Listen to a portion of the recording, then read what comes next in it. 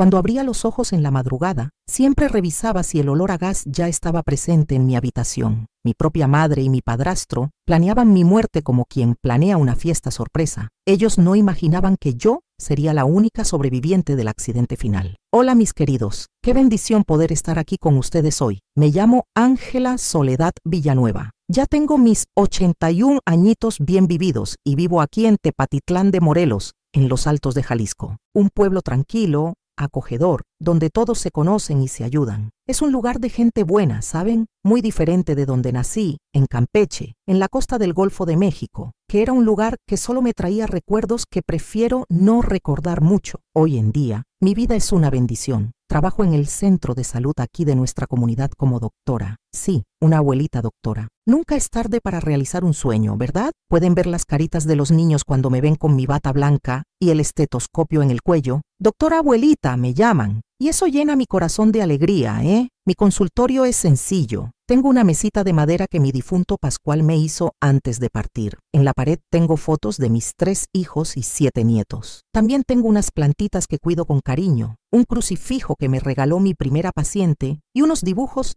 que los niños me dan cuando se mejoran. No es lujoso, pero hay amor en cada rinconcito. La medicina entró en mi vida relativamente temprano, pero no por el camino tradicional. Comencé como auxiliar de enfermería cuando era bien joven, y a los 20 años tuve la bendición de conseguir una beca para estudiar medicina en Guadalajara. Antes de eso, todavía en Mérida, trabajé como auxiliar de enfermería, lo que despertó mi amor por la medicina. Fue después de un acontecimiento que cambió mi vida que lo decidí. Ángela, tú naciste para salvar vidas, me dije. Estudié mucho, ¿saben? Noches en vela, con los ojos ardiendo de sueño, pero con la determinación en el corazón. Dios me bendijo y hoy puedo ayudar a las personas de mi comunidad. Lo que más me da alegría es poder mirar a los ojos de un paciente y decir, va a estar todo bien, y saber que no estoy mintiendo. Cada vida que salvo, cada dolorcito que alivio, es como si estuviera curando a aquella niñita asustada que fui un día. Es una forma de hacer las paces con el pasado, ¿entienden? Mi rutina es simple pero feliz. Me levanto tempranito a las 5 de la mañana, preparo mi cafecito con canela, hago mis oraciones agradeciendo por un día más y pidiendo sabiduría para ayudar a quien lo necesita. Después, me voy al centro de salud y atiendo a mis pacientes hasta el mediodía. Regreso a casa, hago una comida sencilla, descanso un poquito en una hamaca que tengo en el corredor. ¡Ay, qué delicia es esa horita de descanso! Por la tarde regreso al centro de salud y me quedo hasta las 7. Después ceno con mi hija menor, Hortensia, que vive conmigo, y nos vamos a dormir temprano para empezar todo de nuevo al día siguiente. Es una vida simple, pero llena de propósito. ¿Saben? Cada sonrisa de agradecimiento, cada gracias, doctora Ángela, vale más que todo el dinero de este mundo. Y ustedes, mis queridas y mis queridos que me están viendo ahora, cuéntenme aquí en los comentarios de qué pueblito me están viendo y a qué hora del día encontraron este video. Por la mañanita con el café, después de la comida o ya de nochecita. Yo siempre leo todos los comentarios y me pone tan feliz saber de dónde son y cuándo se toman un tiempito del día para escuchar las historias de esta abuelita. Cuéntenme, ¿va? Vamos a crear una cadena de cariño. Pero miren, no siempre mi vida fue así, llena de paz y propósito. Hoy yo salvo vidas, pero hubo un tiempo en que luchaba para salvar la mía propia. Un tiempo en que cada amanecer era una victoria, en que cada respiro era un acto de valentía. ¿Pueden imaginar cómo es vivir en una casa donde te ven como un problema que debe ser eliminado? ¿Cómo es dormirse sin saber si vas a despertar a la mañana siguiente? La niña que fui un día vivió una pesadilla que ningún niño debería vivir, pero ella sobrevivió. Y hoy esa niña, ya viejita, quiere compartir con ustedes cómo escapó de su último accidente. Nací en Campeche, en el estado de Campeche en 1944, una ciudad costera, a orillas del Golfo de México, donde el calor era tanto que a veces apenas podíamos respirar. Mi madre, Concepción Navarro, era una mujer bonita, de ojos verdes y cabello negro como la noche, pero tenía un modo frío y distante. Raramente recibía un abrazo o una palabra de cariño de ella. Mi padre, Esteban Villanueva, era pescador, un hombre sencillo, trabajador, que salía antes de que saliera el sol y regresaba cuando ya era de noche. Él sí me daba cariño, me sentaba en su regazo y me contaba historias de sirenas y monstruos del mar. Nuestra casa era pequeña, de madera, con solo 3 cuartos, una recámara donde dormíamos todos juntos, una sala que también era cocina y un baño afuera. El techo era de lámina, y cuando llovía, parecía que el mundo se iba a acabar de tanto ruido. En el patio teníamos un árbol de mango grande, donde yo jugaba sola la mayor parte del tiempo, inventando amigos imaginarios e historias que me sacaban de aquella realidad tan dura. La vida era difícil, pero al menos teníamos que comer. Papá traía pescado fresco todos los días y mamá, aún con su modo frío, sabía preparar un guachinango con plátano macho que era una delicia. También teníamos una huertita pequeña, donde sembrábamos yuca, maíz y algunas verduras. Todo cambió cuando yo tenía 8 años. Papá no regresó de una pesca. Lo buscaron por días, pero nunca encontraron su cuerpo. El mar se llevó no solo a mi padre, sino también lo poquito de alegría que existía en nuestra casa. Mamá se quedó aún más cerrada, más amargada. Comenzó a tomar mezcal todos los días y a culparme a mí por la muerte de mi papá. Si tú no hubieras nacido, Esteban no necesitaría pescar tanto para mantenernos. Él estaría vivo, me decía. Fue en esa época que Renato Solís apareció en nuestras vidas. Un hombre alto, de bigote grueso y mirada que me daba escalofríos. Él trabajaba como capataz en una hacienda cercana y comenzó a frecuentar nuestra casa, trayendo comida y pagando nuestras deudas. 6 meses después de la muerte de mi papá, él ya estaba viviendo con nosotras y mi mamá lo presentaba como mi padrastro. Renato no le gustaban los niños. Me miraba como quien mira a un perro callejero que invadió su casa. Esta niña come demasiado, le decía a mi mamá. Estamos gastando mucho en ella. Y mi mamá sentía como si yo fuera solo una carga, un problema que debía resolverse. En la escuela yo era callada, no tenía muchos amigos. La maestra Socorro era la única que parecía notar que algo no estaba bien. Ángela, ¿está todo bien en casa?, me preguntaba a veces, pero yo siempre decía que sí. Tenía miedo de lo que podría pasar si decía la verdad. Mis juegos eran solitarios. Me gustaba subirme al árbol de mango del patio y quedarme ahí, observando los pájaros, soñando con el día en que sería lo suficientemente grande para irme de esa casa. También jugaba con muñecas de trapo, que yo misma hacía con retazos que encontraba. Les ponía nombres y fingía que éramos una familia feliz. Los otros niños del barrio no les gustaba mucho jugar conmigo. Tu mamá es borracha y tu padrastro es malo, me decían. Y yo no podía negar porque era verdad. Mi única amiga era Beatriz, una niña que vivía 2 casas después de la nuestra. Ella también vivía una situación difícil con un padre violento, y tal vez por eso nos entendíamos tan bien. Jugábamos a la doctora, con ella siendo la paciente y yo la doctora. Creo que ahí comenzó mi sueño de algún día ayudar a curar a las personas. La rutina en casa era cada vez más pesada. Me despertaba antes de que saliera el sol para ir a buscar agua al pozo, encender el fogón de leña y preparar el café. Después iba a la escuela, regresaba corriendo para hacer la comida y limpiar la casa. Por la tarde lavaba ropa en el río, aunque tenía miedo de las corrientes que se habían llevado a mi papá. Por la noche servía la cena a mi mamá y a Renato, y solo después podía comer si sobraba algo. Las miradas entre mi mamá y Renato comenzaron a asustarme alrededor de mis 10 años. Cuchicheaban cuando yo entraba estitos de la sala y dejaban de hablar inmediatamente. A veces captaba frases sueltas como «es mucho gasto» o «no podemos seguir así». Comencé a sentir que algo muy malo se estaba planeando. Fue también en esa época que noté las primeras cosas extrañas sucediendo. Una mañana fui a encender el fogón de leña y hubo una explosión pequeña que casi me quema la cara. Renato dijo que yo había sido descuidada, pero yo estaba segura de que había hecho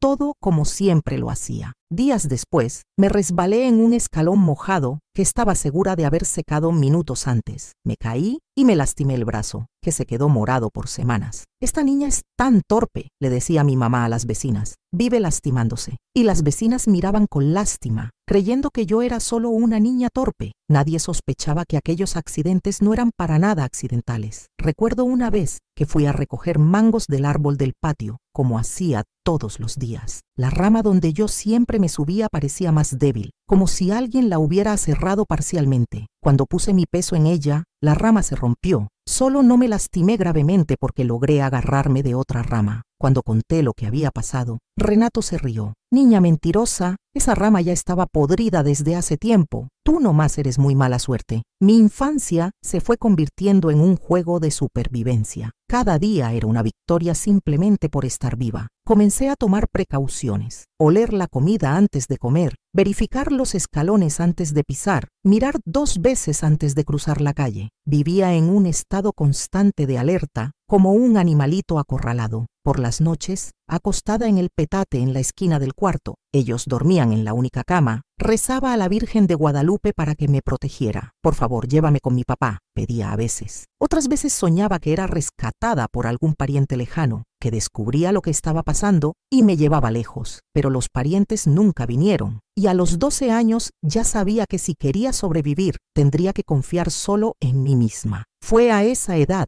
que comencé a planear mi escape. Juntaba monedas que encontraba en la calle, guardaba un pedazo de pan de la cena para el día siguiente, estudiaba mapas de la ciudad en la escuela. Todavía era demasiado pequeña para huir, pero me estaba preparando para el día en que fuera posible. Mientras tanto, los accidentes continuaban, y yo, cada día más lista, lograba escapar de ellos por poco. Lo que yo no sabía era que lo peor todavía estaba por venir, y que mi madre y Renato ya no solo querían deshacerse de mí, ahora habían encontrado una forma de ganar dinero con mi muerte. Y si quieren saber cómo logré sobrevivir a todo esto, y cómo llegué a ser la doctora Ángela que soy hoy, quédense conmigo hasta el final de esta historia, porque lo que viene a continuación es la parte más oscura de mi vida, pero también es la prueba de que ninguna noche es tan larga que el amanecer no llegue. Y ustedes, mis queridos, si esta historia les está tocando el corazón, si sienten que vale la pena escuchar hasta el final, les pido que se suscriban a este canal ahora mismo y activen la campanita. Cada suscripción me da fuerza para seguir compartiendo estas historias de supervivencia que pueden cambiar vidas. Y comenten aquí abajo la palabra fuerza para que yo sepa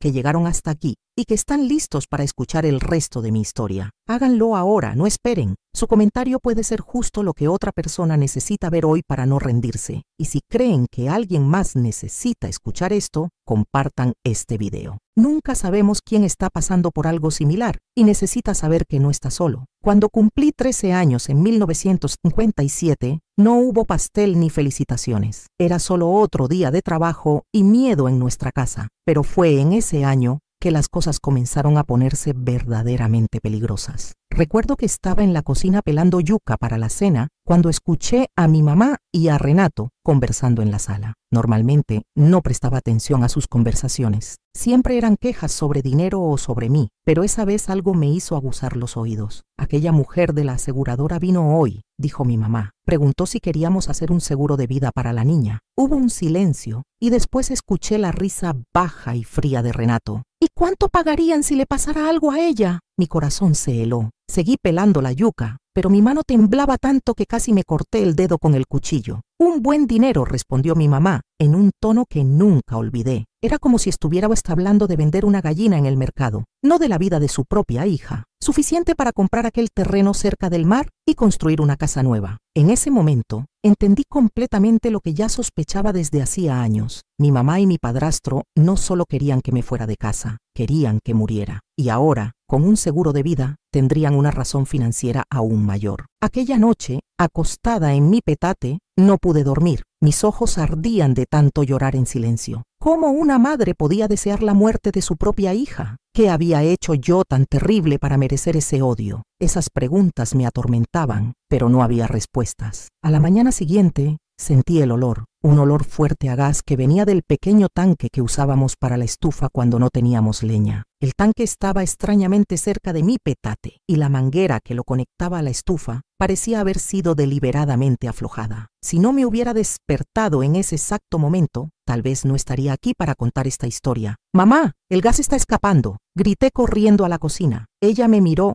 con una expresión extraña. Era sorpresa mezclada con algo que parecía decepción. «Debe ser tu imaginación, niña. Yo revisé todo anoche», me dijo, pero fue a revisar de todos modos. Cuando regresó, anunció que yo tenía razón, que había una pequeña fuga. «Suerte que tienes buen olfato», comentó sin emoción. A partir de ese día, pasé a revisar todo 2-3 veces antes de usar. Comencé a dormir con la ventana abierta, incluso en los días de lluvia, para que cualquier gas pudiera escapar. Escondía la comida que me daban y solo comía lo que yo misma preparaba cuando ellos no estaban mirando. Bebía agua solo de la llave de afuera, nunca de los vasos que ellos me ofrecían. Fue en esa época que comencé a pasar más tiempo en la escuela. La maestra Socorro notó el cambio en mi comportamiento. Yo, que siempre fui callada, ahora estaba completamente retraída, saltando al menor ruido, verificando todo a mi alrededor constantemente. Ángela, pareces asustada. ¿Qué está pasando en casa?, me preguntó un día después de clases. Quise contarle todo. Las palabras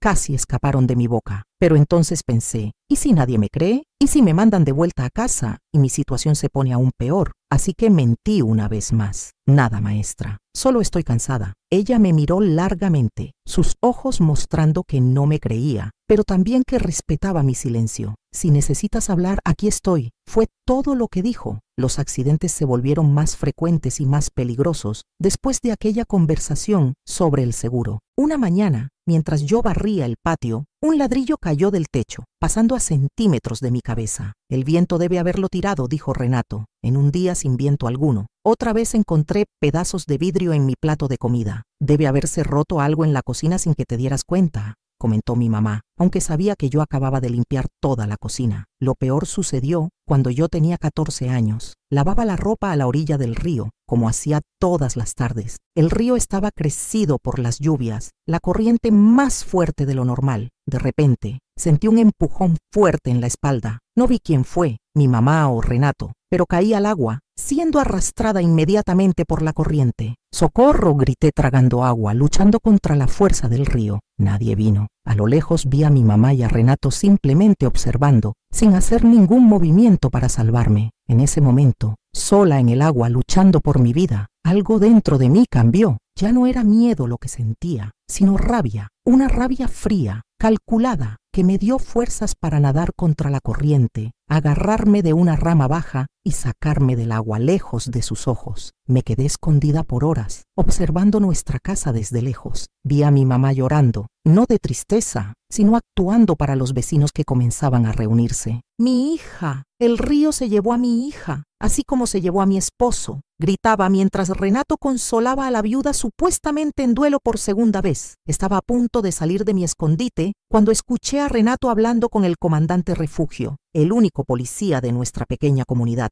Era una niña inquieta, ¿sabe? Vivía haciendo imprudencias, decía. Le advertimos 1000 veces sobre el peligro del río crecido, pero no escuchaba, terca como la madre. Fue en ese instante que entendí. Si regresaba, sería solo para esperar el próximo accidente, que eventualmente tendría éxito. Ellos no iban a desistir. Volví a casa solo cuando cayó la noche y todos se habían ido. Entré silenciosamente por la ventana de atrás. Mi mamá y Renato dormían profundamente, agotados por la tristeza falsa y, probablemente, por el mezcal que bebían todas las noches. Tomé solo lo esencial: una muda de ropa, un retrato de mi papá que escondía debajo del petate y las pocas monedas que había juntado a lo largo de los años. Antes de salir, me detuve en la puerta del cuarto donde ellos dormían. Por un instante, mirando el rostro dormido de mi mamá, sentí una punzada de dolor. ¿Cómo una madre podía odiar tanto a su propia hija? Nunca lo sabré. Salí por la misma ventana y caminé hasta la terminal de autobuses, que quedaba a casi 2 horas a pie. Pasé la noche escondida atrás del edificio, esperando el primer autobús de la mañana. Cuando el sol comenzó a salir, usé mis ahorros para comprar un boleto para el lugar más lejos que mi dinero permitía. Villahermosa, a unos 400 kilómetros de Campeche. En el autobús, mirando por la ventana mientras mi ciudad natal desaparecía en la distancia, no sentía alivio ni alegría, solo una determinación fría. Sobreviviría, y un día ayudaría a otros a sobrevivir también. En Villahermosa, la vida no fue fácil. Con 14 años, sin documentos y sin familia, tuve que inventar historias. Dije que era huérfana, lo que emocionalmente era verdad, y que buscaba trabajo como empleada doméstica. Una señora llamada Remedios Esquivel, dueña de una pequeña pensión, me creyó o fingió creerme. Me dio un cuarto en la parte de atrás a cambio de trabajo. Limpieza, cocina, lavado de ropa, lo mismo que hacía en casa, pero ahora sin el miedo constante de morir. «Niña lista tú», dijo doña Remedios después de observarme por algunos días. «¿No me vas a contar la verdad sobre de dónde vienes?». Dudé, pero algo en sus ojos, un tipo de bondad que raramente había visto, me hizo confiar. Huí de casa, admití. Mi mamá y mi padrastro, ellos querían deshacerse de mí. Pensé que no me creería, que se reiría o me mandaría fuera. En vez de eso, asintió seriamente. Hay cosas en este mundo que solo Dios explica. Niña, me dijo, ¿por qué una madre rechaza a un hijo? ¿Por qué un padre abandona? ¿Por qué un padrastro maltrata? No intentes entenderlo, te va a volver loca, solo sigue adelante. Ese fue el mejor consejo que recibí en mi vida, dejar de intentar entender lo que no tenía explicación y seguir adelante. Durante casi 2 años viví y trabajé en la pensión de Doña Remedios. Por las noches estudiaba sola con libros que ella me conseguía. Mi mayor preocupación era que mi mamá y Renato me encontraran, pero con el tiempo me di cuenta de que probablemente estaban felices de que hubiera muerto en el río. Tal vez ya habían recibido hasta el dinero del seguro. Lo que yo no sabía es que los accidentes planeados para mí eran apenas el comienzo. El destino guardaba un giro que nadie, ni yo, podría prever. La vida en Villahermosa me enseñó que existía bondad en el mundo, que no todas las personas querían hacerme daño, que merecía vivir, respirar, soñar, pero también me enseñó a nunca bajar la guardia completamente, porque el miedo, una vez que se planta en tu corazón, nunca se va del todo, solo aprendes a vivir con él. Y yo estaba aprendiendo, día a día, paso a paso, a construir una vida donde antes solo había sobrevivencia, llamada a la acción. Si alguna vez has sentido que no perteneces a tu propia familia, si has vivido con miedo en el lugar donde deberías sentirte más seguro, comenta aquí abajo: yo también sobreviví. Tu historia, aunque no la cuentes completa, puede ser la señal que alguien más necesita hoy para encontrar el valor de seguir adelante. Después de casi 2 años en Villahermosa, comencé a sentirme demasiado segura. Fue mi primer error. Tenía casi 16 años y pensaba que mi mamá y Renato habían desistido de buscarme, si es que alguna vez me buscaron. Doña Remedios me había ayudado a conseguir documentos nuevos con un apellido diferente. Pasé a llamarme Ángela Soledad Esquivel. Comencé hasta a estudiar formalmente en la escuela nocturna mientras trabajaba en la pensión durante el día. Una tarde de sábado, estaba en el mercado municipal comprando verduras para Doña Remedios cuando sentí esa sensación. ¿Saben cuando parece que alguien te está observando? Me volteé lentamente y mi sangre se heló. Del otro lado de la plaza, cerca de un puesto de frutas, estaba Renato. Nuestros ojos se encontraron por un segundo y vi en él primero la sorpresa, después un brillo que conocía bien, aquella mezcla de odio y codicia que siempre me aterrorizaba. Solté las compras y corrí como nunca había corrido en mi vida, por las callejuelas, por los callejones, atravesando patios y saltando cercas. Cuando finalmente llegué a la pensión, estaba sin aliento y con el corazón casi saliéndose por la boca. ¿Qué pasó, niña? Pareces que viste un fantasma, dijo Doña Remedios cuando me vio en ese estado. Está aquí, logré decir entre respiraciones agitadas. Mi padrastro me vio en el mercado. El rostro de Doña Remedios se endureció. Ella no era una mujer que se asustara fácilmente. Viuda desde hacía 20 años, había criado 3 hijos sola y administraba su pensión con mano firme. Pero en ese momento vi preocupación genuina en sus ojos. Empaca tus cosas. No puedes quedarte aquí, dijo, ya moviéndose por la cocina, juntando comida en una bolsa. Mi sobrino Pascual va a Mérida mañana temprano con el camión. Él te lleva. ¿Mérida?, pregunté, sintiendo el miedo mezclarse con la tristeza de tener que dejar el único lugar donde me sentí segura desde que salí de casa. Sí, está más lejos y es una ciudad grande, más fácil esconderse. Tengo una prima allá, Felicitas, que puede acogerte un tiempo. Aquella noche no dormí. Me quedé vigilando la ventana, temiendo a cada instante que Renato apareciera. Doña Remedios se quedó conmigo, sentada en una silla al lado de mi cama, un viejo rifle de su marido apoyado en su regazo. No va a ponerte un dedo encima mientras yo esté viva, me aseguró. A la mañana siguiente, antes de que saliera el sol, el sobrino de Doña Remedios llegó con su camión de carga. Pascual era un hombre joven, debía tener unos 25 años, de pocas palabras y mirada gentil. Puedes confiar en él, me aseguró Doña Remedios. Sangre de mi sangre, me despedí de Doña Remedios con lágrimas en los ojos. Aquella mujer que ni me conocía bien había hecho más por mí en 2 años que mi propia madre en toda la vida. Te voy a pagar por todo un día, le prometí. Ya me pagaste con tu trabajo duro, niña. respondió. Ahora vete y que Dios te proteja. El viaje a Mérida fue largo y silencioso. Pascual no era de mucha conversación y yo estaba demasiado perdida en mis pensamientos. Cuando finalmente llegamos, ya era de noche. La ciudad parecía enorme para mí, que solo conocía Campeche y Villahermosa. Tantas luces, tantos carros, tanta gente. Felicitas, la prima de doña Remedios, vivía en una casa sencilla en las afueras de la ciudad. Era una señora mayor que doña Remedios, con el cabello completamente blanco y las manos nudosas de tanto trabajar. Me recibió sin hacer muchas preguntas. Remedios me contó tu situación por encima, dijo, después de que Pascual se fue. No necesitas contarme detalles si no quieres. Solo dime una cosa. Ese hombre que te persigue, ¿es peligroso? Mucho, respondí con sinceridad. Ella asintió como si eso confirmara algo que ya sospechaba. Entonces vamos a tener cuidado. Tengo un cuarto en la parte de atrás. Vas a entrar y salir solo por atrás también. Nadie necesita saber que vives aquí. Y así comenzó mi vida en Mérida. A diferencia de Villahermosa, donde yo salía para hacer compras y hasta iba a la escuela, en Mérida vivía prácticamente escondida. Trabajaba en la casa ayudando a Felicitas, que era costurera. Aprendí a coser con ella y pronto estaba ayudando con los vestidos y arreglos que hacía para las clientas. Pero la vida de encierro comenzó a ahogarme. Yo tenía 16 años. Estaba en la edad de tener amigos, de estudiar, de vivir. En cambio, vivía como una fugitiva, siempre mirando por encima del hombro, siempre con miedo. No puedes seguir así, dijo Felicitas un día, observándome mirar tristemente por la ventana. Necesitas estudiar, niña. Pero es peligroso, argumenté. ¿Y si me encuentra de nuevo? La vida siempre es peligrosa, respondió con la sabiduría de quien ya había vivido mucho. La cuestión es si vas a dejar que el miedo te impida vivir. Aquellas palabras me golpearon fuerte. Yo estaba dejando que el miedo me controlara, exactamente como dejé que mi mamá y Renato me controlaran por tanto tiempo. Con la ayuda de Felicitas, me matriculé en un curso nocturno para terminar la secundaria. Durante el día seguía ayudando con la costura. Tomábamos precauciones. Nunca iba por el mismo camino 2 veces seguidas. Usaba un rebozo en la cabeza para ocultar mi rostro. Evitaba lugares concurridos. Fue durante ese periodo que conocí a Manuela, una enfermera que vivía en la casa de al lado, y frecuentemente pedía arreglos de uniformes a Felicitas. Ella notó mi interés cuando hablaba sobre su trabajo en el hospital. ¿Te gusta la medicina?, me preguntó un día, mientras yo ajustaba el dobladillo de su uniforme. Siempre quise ayudar a las personas, respondí tímidamente. Cuando era niña, jugaba a la doctora con mi única amiga. ¿Sabes?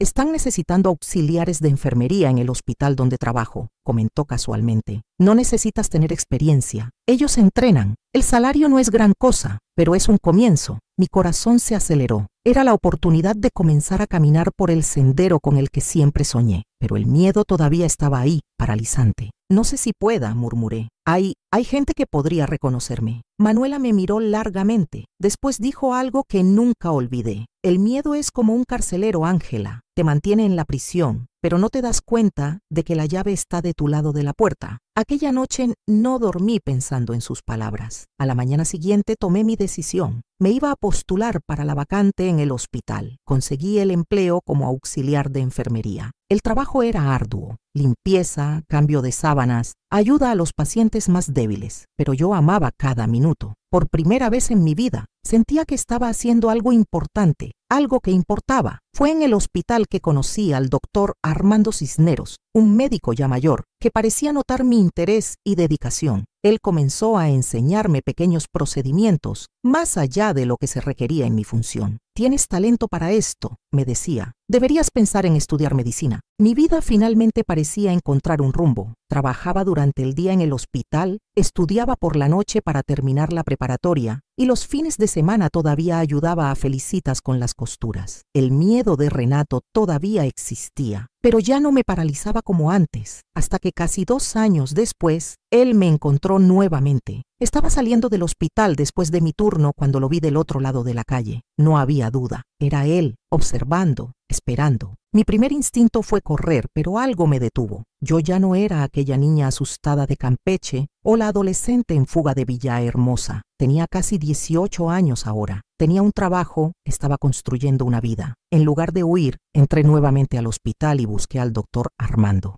Con la voz temblorosa, le conté toda mi historia, algo que no había hecho ni para Felicitas. Le conté sobre los accidentes, sobre el seguro de vida, sobre las fugas. Él escuchó todo en silencio, su rostro arrugado mostrando una compasión que me hizo llorar. Vamos a la policía, dijo cuando terminé. Esto no puede continuar. La policía no me va a creer, respondí, recordando al comandante Refugio en Campeche, que creyó rápidamente en la historia de la niña imprudente contada por Renato. Yo soy un médico respetado en esta ciudad desde hace 40 años, respondió con firmeza. Me van a escuchar y te van a proteger. Y así, por primera vez, conté mi historia a una autoridad.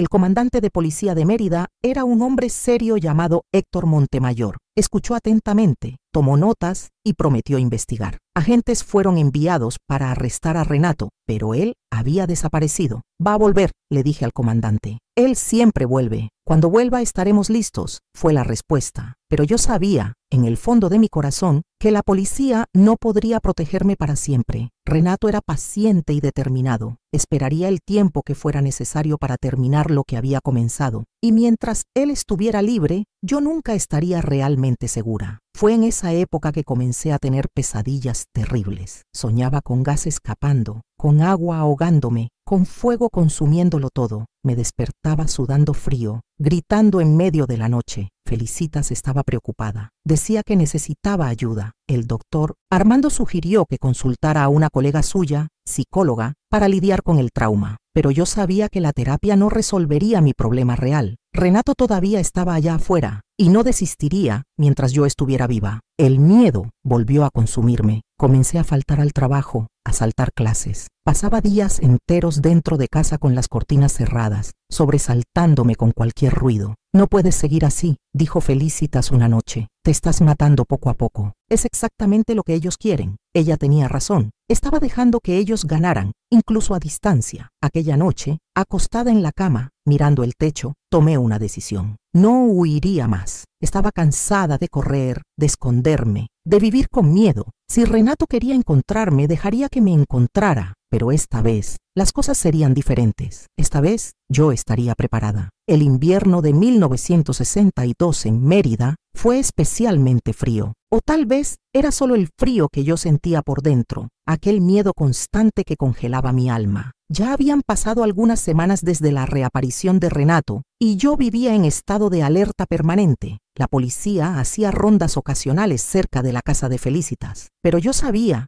que no podían protegerme las 24 horas del día. El comandante Héctor había sido claro. Hicimos todo lo que está a nuestro alcance, pero sin pruebas concretas contra ese hombre no podemos hacer mucho más. Aquella noche de julio, regresaba del hospital más tarde de lo normal. Me había quedado para ayudar con un paciente en estado crítico, un niño con neumonía grave. El doctor Armando me había enseñado a monitorear los signos vitales y me ofrecía quedarme más allá de mi horario. Cuando finalmente salí, ya pasaban de las 10 de la noche. Las calles estaban desiertas y mal iluminadas. Caminé apresurada, sintiendo aquella sensación familiar de estar siendo observada. La casa de Felicitas quedaba a unos 20 minutos del hospital. Normalmente tomaba rutas diferentes para dificultar que alguien me siguiera, pero aquella noche, cansada como estaba, decidí tomar el camino más corto. Fue mi segundo error. En la esquina de la calle de Las Palmas con el callejón San Juan, escuché pasos detrás de mí, acelerados, determinados. Antes de que pudiera correr, sentí una mano fuerte agarrar mi brazo. Finalmente te encontré, desgraciada. La voz de Renato envió olas de pánico por mi cuerpo. Intenté gritar, pero él cubrió mi boca con la mano. El olor familiar a mezcal en su aliento me dejó nauseada. ¿Sabes cuántos problemas me causaste? Tu mamá está hecha un manojo de nervios. El seguro no pagó nada porque no encontraron tu cuerpo. Y ahora descubrimos que estás viva, trabajando como si tuvieras el derecho de tener una vida después de lo que nos hiciste. Me arrastró a un callejón oscuro, empujándome contra una pared de ladrillos ásperos. Mi cabeza golpeó con fuerza y por un momento vi estrellas. Esta vez voy a terminar el trabajo bien, murmuró, sacando algo de su bolsillo. En la poca luz vi el brillo de una navaja. En ese momento algo extraño sucedió dentro de mí. El miedo que me había dominado por tantos años simplemente se evaporó. En su lugar Sentí una calma helada, una claridad de pensamiento que nunca había experimentado antes. ¿Tú y mamá todavía están juntos, Renato?, pregunté, mi voz sorprendentemente firme. Él pareció confundido con la pregunta, la navaja temblando levemente en su mano. ¿Qué importa eso ahora? Importa, porque quiero saber si ella también va a sufrir cuando te arresten por lo que estás a punto de hacer. Él se rió, un sonido gutural que me recordó las noches en que él y mi mamá bebían hasta desmayarse. ¿Arrestado? Nadie me va a arrestar.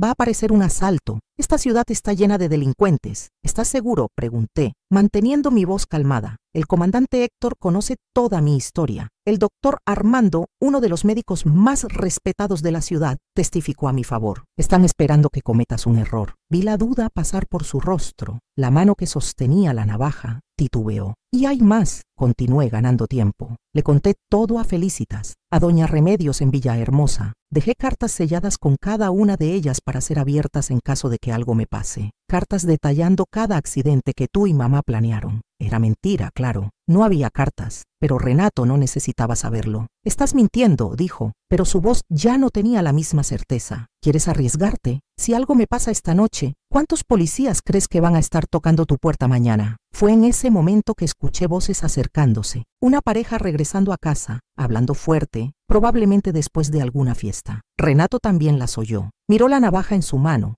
después a mí, y tomó su decisión. Esto no ha terminado, siseó guardando la navaja. Voy a encontrar una manera. No puedes esconderte para siempre. Salió del callejón apresuradamente, desapareciendo en la oscuridad. Mis piernas cedieron y me deslicé hasta el suelo, temblando incontrolablemente. Las lágrimas que había contenido durante el enfrentamiento ahora corrían libremente por mi rostro. La pareja pasó por la entrada del callejón sin notarme. Me quedé ahí sentada, en el suelo frío. ¿Por cuánto tiempo? No lo sé. Pudieron haber sido minutos u horas. Cuando finalmente logré levantarme, caminé tambaleándome hasta la casa de Felicitas como un autómata. Ella estaba en el corredor visiblemente angustiada. Dios mío, niña, ¿dónde estabas? Ya iba a llamar a la policía. Le conté lo que había pasado. Mi voz monótona, desconectada, como si estuviera hablando de otra persona. Felicitas me abrazó llorando, prometiendo que me protegería. Pero las dos sabíamos que era una promesa que ella no podría cumplir. Aquella noche, acostada en la cama, sin poder dormir, tomé mi decisión. No podía seguir viviendo así, siempre mirando por encima del hombro, siempre con miedo. No podía arrastrar a Felicitas y a otras personas que amaba a esta pesadilla. Tenía que acabar de una vez por todas. A la mañana siguiente no fui a trabajar. En cambio, le pedí a Felicitas que llamara al comandante Héctor. Cuando llegó, le presenté mi plan. Sé que no tienen pruebas suficientes para arrestar a Renat, comencé. Pero ¿qué tal si consigo una confesión? ¿Qué tal si él admite lo que hizo, lo que planeaba hacer? ¿Qué pretendes hacer?, me miró Héctor escépticamente. Voy a atraerlo a una trampa. Voy a dejar que piense que finalmente tiene su oportunidad de acabar conmigo. Absolutamente no, exclamó Felicitas. Es demasiado peligroso. Es la única manera, insistí. Él no va a desistir. Y yo no puedo vivir así para siempre. El comandante se quedó pensativo. Incluso si lográramos grabar una confesión sería extremadamente arriesgado. ¿Y tu madre? ¿Ella también está involucrada? Ella sabía de todo. Tal vez no planeó los accidentes, pero ciertamente no hizo nada para impedirlos. Después de mucha discusión, llegamos a un compromiso. Yo no me pondría en peligro directamente, pero ayudaría a la policía a montar una trampa para Renato. Enviaríamos una carta a la dirección en Campeche, como si fuera de un abogado de seguros, mencionando nuevas evidencias sobre mi accidente en el río. El anzuelo fue lanzado. Ahora era esperar que el pez mordiera. Durante las semanas siguientes, viví en un estado de suspenso. Volví al trabajo, continué mi rutina, pero cada ruido, cada sombra me sobresaltaba. Felicitas insistió en que durmiera en su cuarto, con una cómoda pesada bloqueando la puerta. El plan era que cuando Renato respondiera a la carta, la policía lo arrestaría por intento de fraude al seguro, usando eso como pretexto para investigar más a fondo. No era ideal, pero era algo. Pero el tiempo pasaba y ninguna respuesta llegaba. Comenzamos a pensar que tal vez él se había asustado con nuestro último encuentro y decidió desistir definitivamente. Entonces, Una mañana lluviosa de septiembre recibí un mensaje en el hospital. Era del comandante Héctor, pidiendo que fuera inmediatamente a la comandancia. Mi corazón se disparó. ¿Habrá respondido Renato finalmente? Cuando llegué encontré a Héctor con una expresión grave. Recibimos noticias de Campeche, dijo. Hubo un incendio. La casa donde vivía tu mamá no quedó nada. Me quedé en silencio, procesando la información. Tu mamá y Renato estaban dentro. Los vecinos dijeron que probablemente estaban borrachos, como de costumbre. La causa del incendio parece haber sido un cortocircuito en el cableado viejo, agravado por un derrame de bebida alcohólica cerca de los cables expuestos. Seguí sin decir nada. Mi rostro, una máscara impasible. Ángela, dijo, inclinándose hacia adelante, mirándome directamente a los ojos. ¿Sabías algo sobre esto? ¿Estuviste en Campeche recientemente? Encontré su mirada sin parpadear. No he salido de Mérida desde que llegué aquí, comandante. Pregúntele a Felicitas, al doctor Armando, a cualquiera en el hospital. He estado trabajando todos los días. Era verdad. Yo no había estado en Campeche, no físicamente, pero la carta del falso abogado de seguros contenía más que un anzuelo para Renato. Contenía también una descripción detallada del cableado expuesto detrás del televisor, del hábito de beber hasta desmayarse, de la facilidad con que un accidente podría pasar en una casa tan descuidada. Tal vez fue coincidencia. Tal vez el destino finalmente cobró su deuda con aquellos que intentaron matarme tantas veces. O tal vez la semilla plantada en aquella carta floreció exactamente como yo secretamente esperaba que floreciera. El comandante me miró por un largo tiempo, como si intentara ver algo más allá de mi expresión neutra. Finalmente suspiró y cerró la carpeta que estaba sobre su escritorio. Bien, eso cierra el caso entonces, dijo. Ya no hay nadie más persiguiéndote. Eres libre, Ángela. ¿Libre? Una palabra tan pequeña para una sensación tan inmensa. Salí de la comandancia sintiendo algo que nunca había sentido antes. La lluvia había parado y un sol tímido comenzaba a aparecer entre las nubes. Era hora de comenzar mi vida de verdad, sin miedo, sin mirar atrás, solo hacia adelante. El accidente final había sucedido, pero no de la forma que mi mamá y Renato habían planeado. Ellos, que pasaron años intentando orquestar mi muerte, finalmente habían sido víctimas de su propio juego. Aquella noche, por primera vez en muchos años, dormí profundamente, sin pesadillas. El año de 1962 terminó con una sensación extraña de libertad. Por primera vez, desde que tenía memoria, no había nadie persiguiéndome, nadie planeando mi muerte. A los 18 años, finalmente podía respirar sin miedo. Felicitas notó el cambio en mí casi inmediatamente. Hasta caminas diferente, niña, comentó un día, con la cabeza en alto como si te hubieras quitado un peso de la espalda. Era verdad. El peso del miedo constante había sido levantado, y con él se fue también aquella sensación de estar siempre esperando el próximo desastre. Comencé a sonreír más, a hacer planes para el futuro. Continué trabajando en el hospital como auxiliar de enfermería, pero ahora con un objetivo claro. Quería convertirme en médica. El doctor Armando me animaba, prestándome libros y enseñándome procedimientos básicos siempre que era posible. Tienes vocación, Ángela, me decía. Sería un desperdicio no seguir este camino. A principios de 1963, logré terminar la preparatoria a través de un programa de educación para adultos. En la graduación, Felicitas lloró como si fuera mi verdadera madre. Tan orgullosa de ti, mi niña, dijo, secándose las lágrimas. Fue también en ese periodo que reencontré a Pascual, el sobrino de doña Remedios que me había llevado a Mérida. Él ahora hacía viajes regulares transportando mercancías entre Villahermosa y Mérida y pasaba a visitar a Felicitas y, consecuentemente, a mí cada 2 semanas. Pascual tenía un modo calmado, observador. No hablaba mucho, pero cuando lo hacía, sus palabras tenían peso. Era algunos años mayor que yo, había pasado por el servicio militar obligatorio y cargaba una madurez que me atraía. Siempre pensé que eras especial, me confesó en una de esas visitas mientras tomábamos café en el corredor de Felicitas. Desde aquel día en el camión, cuando te quedaste mirando por la ventana todo el camino, sin llorar, sin quejarte, aunque tenías tanto miedo. Comencé a esperar ansiosamente sus visitas. Cuando el camión verde oscuro doblaba en la esquina, mi corazón se aceleraba de un modo diferente. No de miedo como antes, sino de expectativa. A mediados de 1963 sucedió algo que cambiaría completamente mis planes. El doctor Armando me llamó a su consultorio después del horario, con una expresión enigmática en el rostro. Ángela, ¿has oído hablar del programa de becas del Hospital San Rafael en Guadalajara? Negué con la cabeza confundida.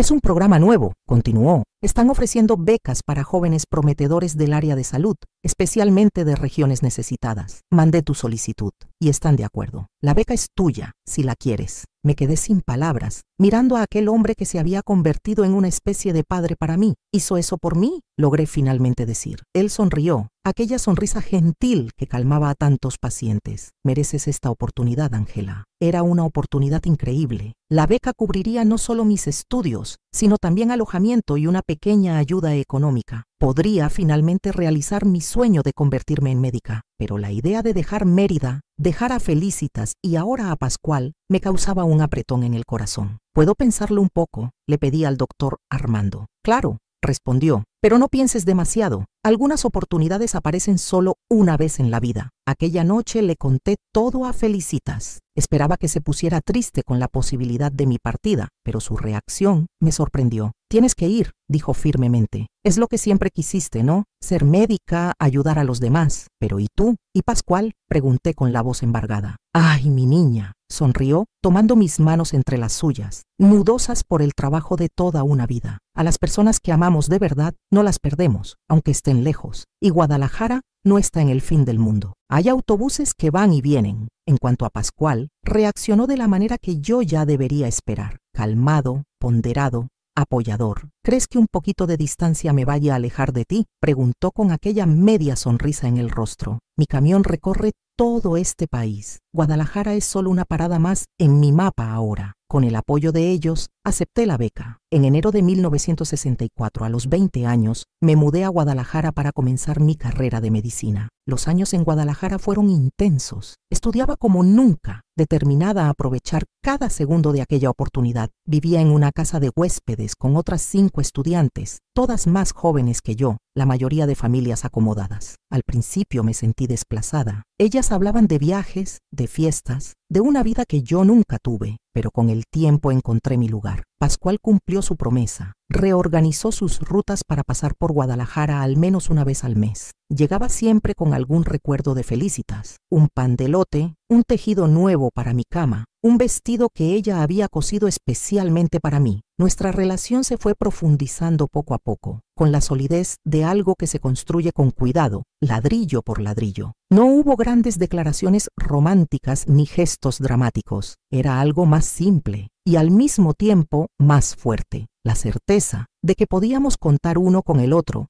sin importar lo que pasara. En 1966, a mitad de mi curso, recibimos la noticia de que Felicitas había sufrido un derrame cerebral. Dejé todo y fui a Mérida inmediatamente. Pasé 2 semanas cuidándola, aplicando lo que había aprendido en los primeros años de la carrera, insistiendo con los médicos locales para que intentaran nuevos tratamientos. Mira nomás, dijo Felicitas cuando comenzó a mejorar, su habla todavía un poco arrastrada. Ya estás actuando como una verdadera doctora. Fue durante esa crisis que Pascual me pidió matrimonio. Nada elaborado. Estábamos en la cocina de Felicitas. Yo lavaba los platos mientras él secaba, cuando simplemente dijo, creo que deberíamos casarnos, ¿no crees? Lo miré, sorprendida no por la propuesta, sino por la simplicidad de ella. Sí, creo que deberíamos, respondí de la misma forma. Nos casamos en una ceremonia pequeña, en el patio de Felicitas, debajo del árbol de bugambilias que ella tanto amaba. El doctor Armando vino especialmente para la ocasión. Doña Remedios, ya mayor, hizo el largo viaje desde Villahermosa. Era una reunión pequeña, pero representaba todo el amor que había encontrado después de tanto dolor. Mereces toda la felicidad del mundo, mi niña, dijo doña Remedios, abrazándome fuerte. Después de todo lo que pasaste, regresé a Guadalajara como Ángela Soledad Villanueva de Montes, llevando conmigo el apellido de Pascual y la certeza de un amor verdadero. Él continuó con sus rutas de camión y yo con mis estudios. Nos veíamos cuando podíamos, sabiendo que era una situación temporal. En 1969, a los 25 años,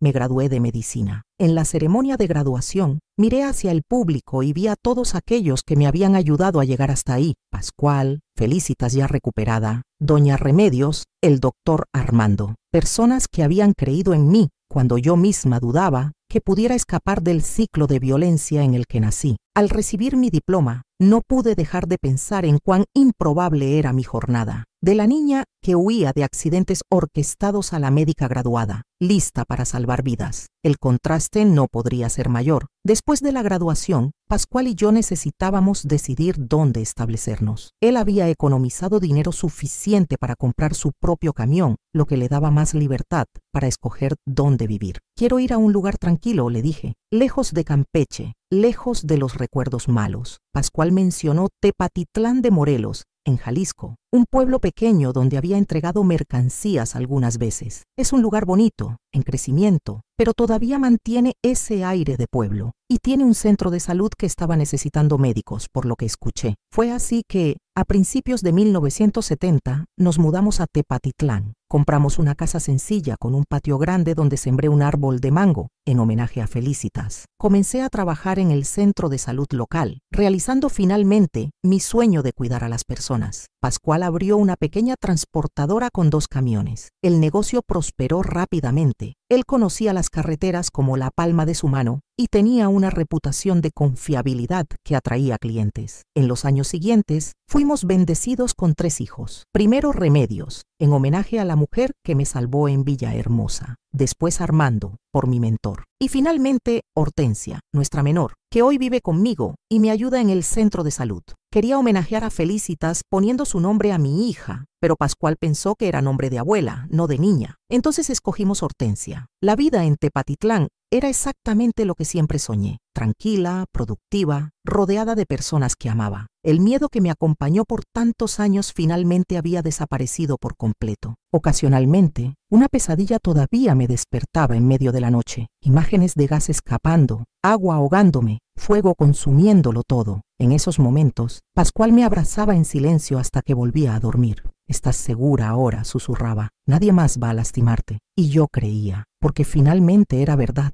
El tiempo pasó, nuestros hijos crecieron, nuestros cabellos se pusieron blancos. Pascual falleció hace 5 años de un infarto fulminante mientras cargaba uno de sus camiones. El dolor de la pérdida fue inmenso, pero diferente del dolor que sentí en la infancia. Este era un dolor nacido del amor, no del miedo o del rechazo. Hoy, a los 81 años, miro hacia atrás y veo cómo cada momento difícil me trajo hasta aquí, como cada accidente que sobreviví me hizo más fuerte, más determinada a ayudar a los demás. ¿Quién diría que aquella niña asustada de Campeche, que verificaba 2 veces cada escalón antes de pisar, se convertiría en la doctora Ángela, la médica querida de Tepatitlán que todos conocen hoy? La vida da vueltas, mis queridos, y a veces el accidente final no es lo que esperamos que sea. A veces es apenas el comienzo de una historia completamente nueva. Hoy mi vida en Tepatitlán es una bendición que agradezco todos los días. El pueblo creció desde que llegamos en 1970, pero mantiene ese acogedor ambiente de provincia que tanto amamos. Las personas se conocen, se saludan en las calles, se preocupan unas por otras. Es tan diferente de la frialdad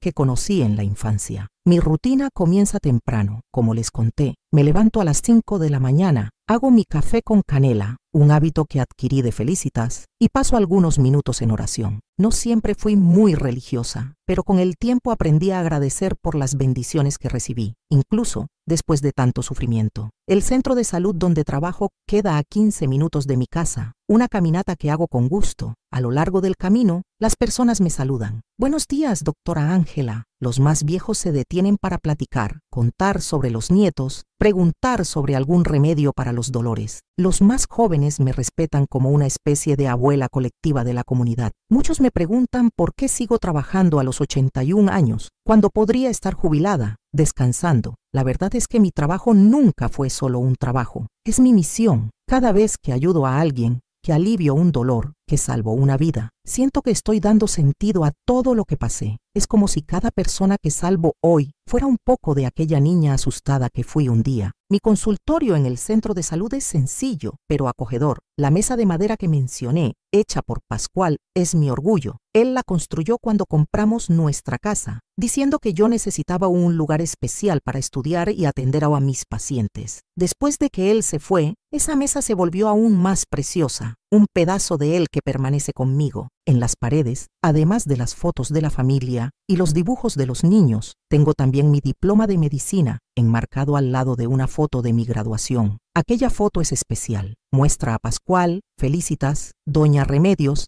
y el doctor Armando a mi lado, todos sonriendo con tanto orgullo. Ninguno de ellos está más aquí, pero sus sonrisas continúan dándome fuerza todos los días. Mis 3 hijos siguieron caminos diferentes. Remedios, la mayor, es profesora universitaria en Guadalajara. Armando siguió los pasos del padre y administra la transportadora que Pascual fundó, ahora con una flota de 10 camiones, y mi menor, Hortensia, que recibió ese nombre porque Pascual pensaba que Felicitas era nombre de abuela, no de niña, vive conmigo desde que enviudó hace 3 años. Ella trabaja como enfermera en el mismo centro de salud y a veces bromeamos que formamos el dúo médica-enfermera más experimentado de Jalisco. Mis 7 nietos son mi alegría. El mayor ya está en la universidad estudiando ingeniería. La menor, con apenas 5 añitos, dice que quiere ser médica como la abuela cuando crezca. Siempre que pueden vienen a visitarme, llenando la casa de ruido, risas y vida. Los domingos, mi casa se llena. Quien está en Tepatitlán viene a comer conmigo. Es tradición. Preparo aquella comida sencilla que aprendí con Felicitas: arroz, frijoles, una carne asada, tortillas hechas a mano y siempre un postre especial. Generalmente es un flan de cajeta o unas gorditas dulces típicas de Jalisco que aprendí a amar. Después de la comida, nos sentamos en el corredor debajo del árbol de mango que sembré hace más de 50 años y que ahora da una sombra generosa. Conversamos, compartimos historias, a veces los nietos tocan la guitarra. Son momentos de pura felicidad. Al final de la tarde, cuando todos ya se fueron y la casa queda silenciosa nuevamente, Hortensia y yo solemos sentarnos en el corredor, cada una con su tejido. Otro aprendizaje que traje de Felicitas. Conversamos sobre el día, sobre los pacientes, sobre la vida. Mamá, me dijo recientemente, eres la persona más fuerte que conozco. Sonreí para ella. No es fuerza, hija, es persistencia. Uno sobrevive un día a la vez, hasta darse cuenta de que sobrevivir ya se convirtió en vivir. Cuando Pascual se fue, pensé que nunca más sería completamente feliz. El vacío que dejó todavía está ahí. Después de todo, fueron casi 50 años juntos, pero aprendí que la vida continúa, que es posible encontrar alegría incluso después de las pérdidas. Tal vez esa sea la lección más importante que aprendí. La vida siempre encuentra un camino. Por las noches, antes de dormir, tengo el hábito de hojear un álbum de fotografías viejo. Son imágenes de mi vida desde que salí de Campeche. No tengo ninguna foto de la infancia, como pueden imaginar. Veo a la joven auxiliar de enfermería en Mérida, la estudiante de medicina en Guadalajara, la médica recién graduada, la boda con Pascual, el nacimiento de los hijos, las graduaciones, las bodas de los hijos, los nietos llegando. Una vida entera construida después de escapar de lo que parecía ser un destino ineludible. A veces me pregunto qué habría pasado si no hubiera sobrevivido a aquellos accidentes, si el río me hubiera llevado aquel día, si el gas hubiera escapado un poco más. ¿Cuántas vidas no habría tocado? ¿Cuántos pacientes no habrían sido atendidos? ¿Cuántos hijos y nietos no existirían? Es por eso que creo firmemente que cada vida salvada es un universo entero de posibilidades que se abre. Cuando atiendo a un niño enfermo, no estoy solo curando un cuerpito frágil. Estoy preservando todo un futuro de potencial, pero hay algo que nunca le conté a nadie, ni siquiera a Pascual, ni a Felicitas, ni al doctor Armando. Durante todos estos años cargué con un secreto que pesaba en mi alma como una piedra en el fondo del mar. Aquella carta que enviamos a Campeche, la supuesta carta del abogado de seguros, no era solo un anzuelo para atraer a Renato, era algo más.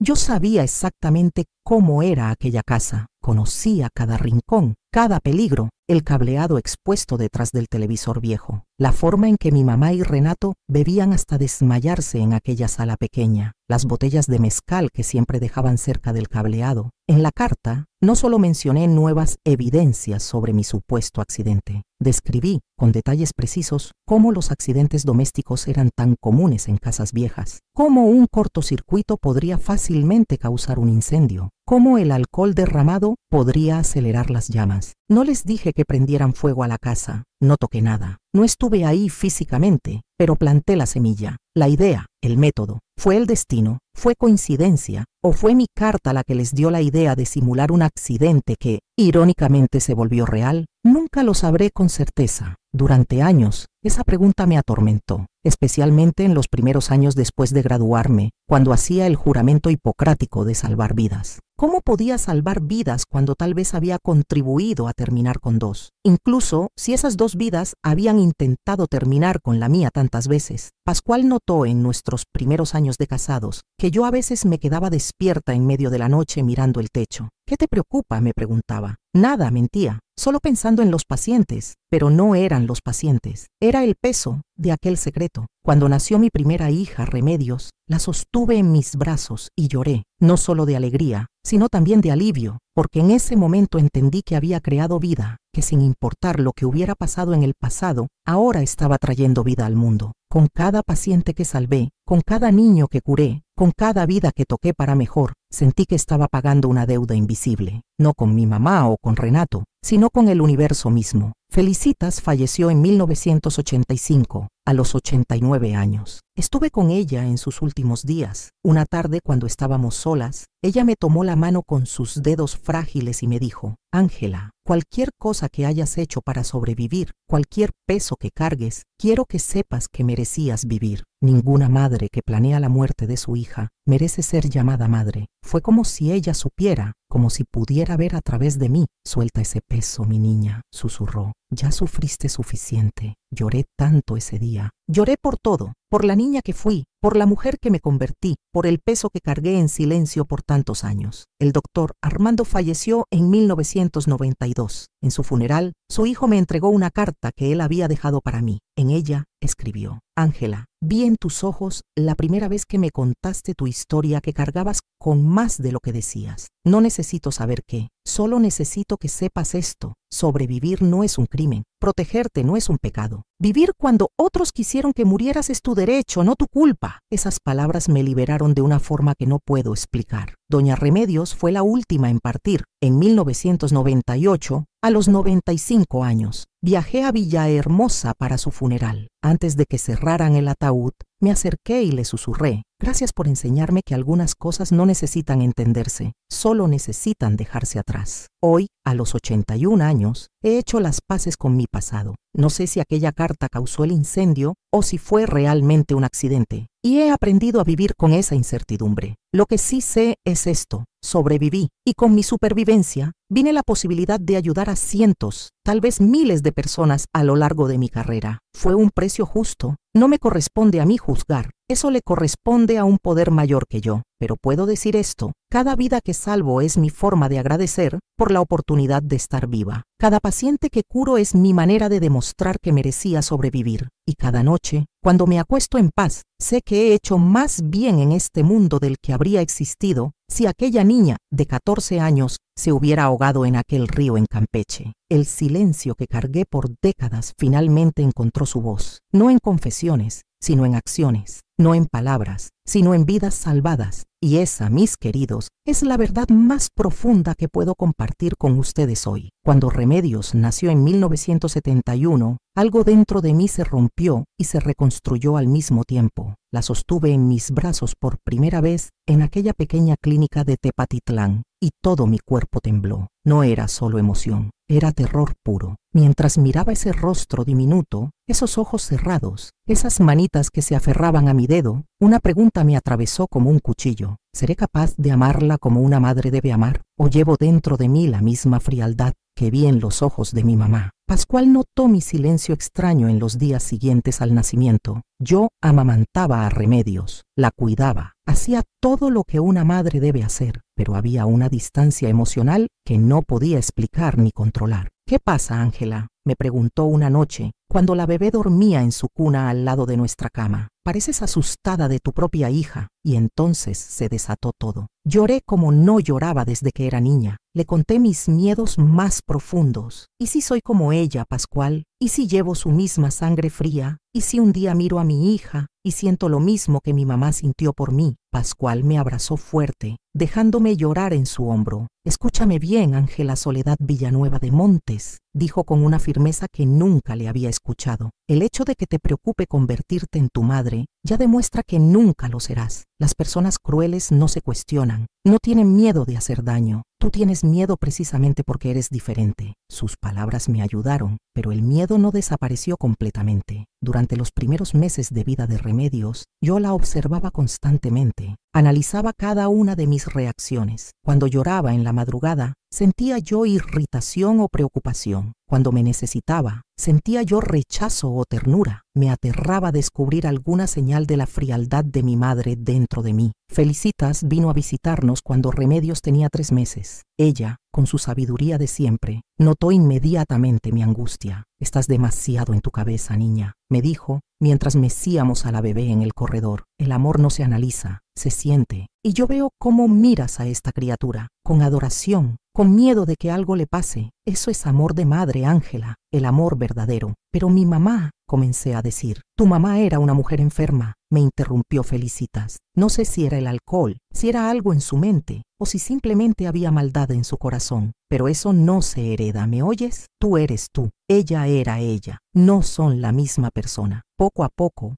con el paso de los meses, comencé a relajarme. Remedios crecía sana y yo descubría que amaba ser madre de una forma que nunca imaginé. Cada sonrisa suya me llenaba el corazón. Cada logro, cuando se volteó sola por primera vez, cuando gateó, cuando dijo mamá, me hacía llorar de alegría. Pero entonces el miedo tomó otra forma. Cuando Remedios tenía 2 años, comenzó a explorar la casa con esa curiosidad natural de los niños, y yo me volvía una persona paranoica. Revisaba cada enchufe 3 veces. Guardaba cualquier objeto punzante bajo llave. No dejaba que se acercara a la estufa ni por un segundo. Verificaba que las puertas estuvieran cerradas, que las ventanas tuvieran seguros, que no hubiera nada, absolutamente nada, que pudiera lastimarla. «Ángela, te estás volviendo loca», me dijo Pascual un día. «Los niños necesitan explorar. No puedes envolverla en algodón». «No entiendes», le respondí. «Los accidentes pasan, las cosas malas suceden, y yo necesito asegurarme de que ella esté segura». Pero él tenía razón. Mi miedo no era normal, era obsesivo. Una tarde, Remedios se cayó mientras corría en el patio. Fue una caída normal, se raspó la rodilla, pero yo entré en pánico. La revisé de pies a cabeza, buscando fracturas, buscando señales de algo peor. «Mamá, estoy bien», decía ella entre risas sin entender mi angustia. Pero yo no podía parar. En mi mente, cada accidente pequeño era el comienzo de algo peor. Cada caída era un recordatorio de todos los accidentes que habían planeado para mí. Fue el doctor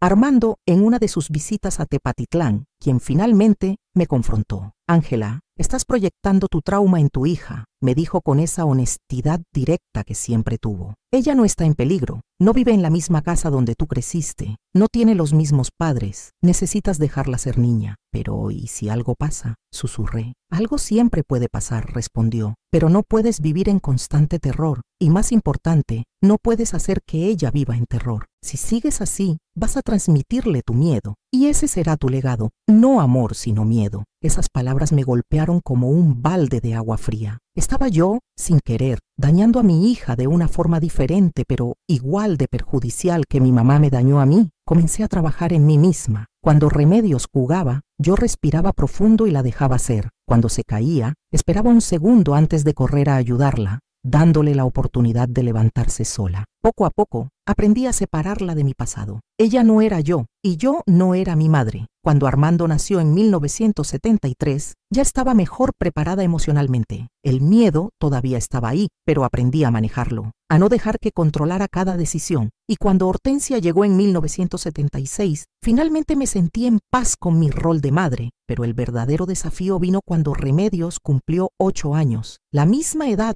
que yo tenía cuando mi papá murió, la misma edad en que todo comenzó a ponerse realmente malo en mi casa. Observaba a Remedios con una atención casi enfermiza. Era feliz, sonreía, jugaba con sus hermanos, había señales de tristeza o miedo. Una noche, ella bajó a la cocina donde yo estaba preparando la cena. «Mami, ¿por qué siempre me miras como si estuvieras buscando algo malo?». Me quedé congelada. Mi hija de 8 años había visto a través de mí. Me senté con ella en la mesa de la cocina y por primera vez le conté una versión adaptada de mi historia. No los detalles terribles, pero lo suficiente para que entendiera. Cuando yo tenía tu edad, mi vida cambió mucho, le dije, y a veces tengo miedo de que te pase algo malo a ti también, pero eso es mi problema, no tuyo. Tú eres feliz, ¿verdad? Ella asintió, sus ojos grandes llenos de comprensión, más allá de sus años. Entonces te prometo algo, continué, tomando sus manos. Voy a dejar de tener tanto miedo, porque tú mereces una mamá que confíe en que vas a estar bien. Remedios me abrazó fuerte. Te quiero, mami, y estoy bien, de verdad.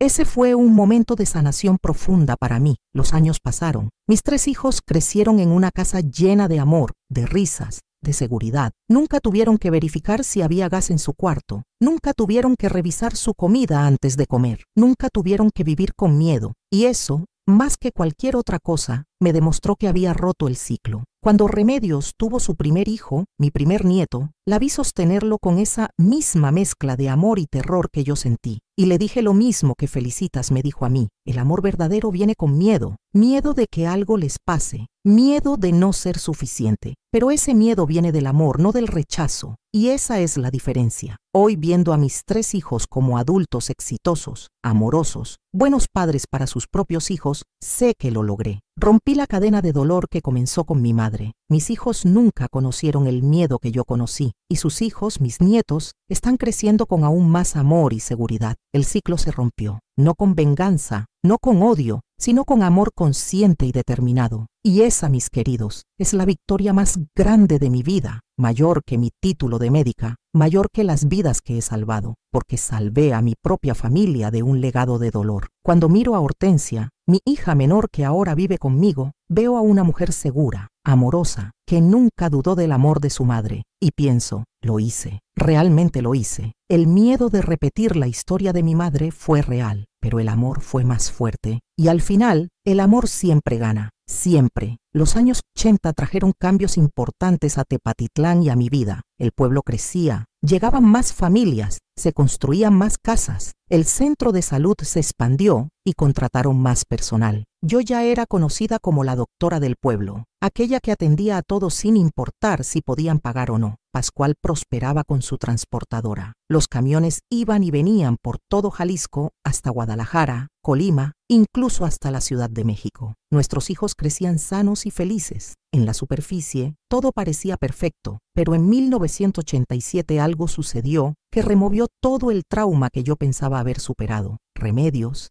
tenía 16 años. Una tarde llegó a casa más tarde de lo normal, su blusa rasgada, su mirada perdida. La encontré sentada en los escalones del corredor, abrazando sus rodillas. Remedios, ¿qué pasó?, pregunté, sintiendo que mi corazón se detenía. Ella no respondió de inmediato, solo me miró con esos ojos que se parecían tanto a los míos cuando yo tenía su edad. Ojos llenos de miedo, confusión, vergüenza. Mami, susurró finalmente. El tío Efrén, él intentó tocarme. El mundo se detuvo. Efrén era el hermano de Pascual. Venía frecuentemente a visitarnos, ayudaba con la transportadora, comía en nuestra mesa. Yo confiaba en él, todos confiábamos en él. ¿Qué hizo exactamente?, logré preguntar, mi voz temblando de rabia contenida. Remedios me contó entre lágrimas cómo Efrén la había acorralado en la bodega de la transportadora, cómo había intentado besarla, tocarla, cómo ella había logrado empujarlo y escapar. Me dijo que no le dijera a nadie, sollozó, que nadie me creería, que arruinaría a la familia si hablaba. En ese momento todo mi pasado se proyectó en mi hija. Vi a aquella niña de 8 años que yo fui, asustada, sin nadie que la protegiera. Vi décadas de silencio, de miedo, de cargar sola con el peso de lo que otros me hicieron. Y tomé la decisión más importante de mi vida. Remedios, dije, tomando su rostro entre mis manos, mirándola directamente a los ojos. Yo te creo, cada palabra, y esto no se va a quedar callado. Nunca más en esta familia alguien va a cargar con un secreto así. Cuando Pascual llegó a casa esa noche le conté todo. Vi cómo su rostro pasaba de la incredulidad a la furia. Es mi hermano, dijo. Debe haber un malentendido. No hay malentendido. Lo interrumpí con una firmeza que él nunca me había escuchado. Y si tienes que escoger entre tu hermano y tu hija, espero que escojas bien, porque yo ya escogí. Pascual me miró largamente. Vi la lucha interna en sus ojos, la lealtad familiar contra la protección de su hija. Finalmente asintió. Remedios es mi prioridad.